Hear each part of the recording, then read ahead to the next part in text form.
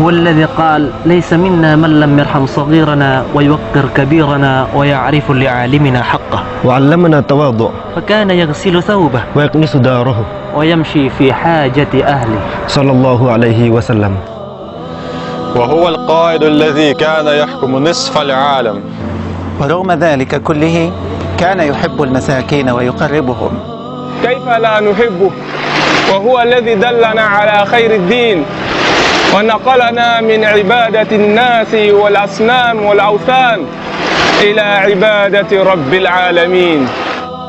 إن حب العالم لمحمد عليه الصلاة والسلام هو انعكاس للحب الذي زرعه في قلوب العالم. وكيف لا نحبه وهو نبي الإنسان يحزن لحزن طفل مات عصفوره.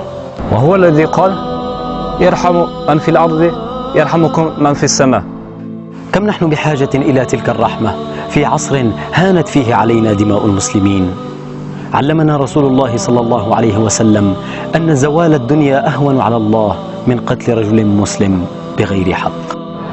علمنا الرسول العدالة، لا فرق بين ألواننا، أسود أبيض أصفر، نحب إسلام ونحب نبينا.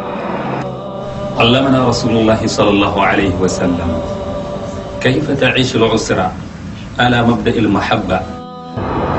أتينا إلى المدينة المنورة لنسير على خطاه ونتعلم سنته صلى الله عليه وسلم.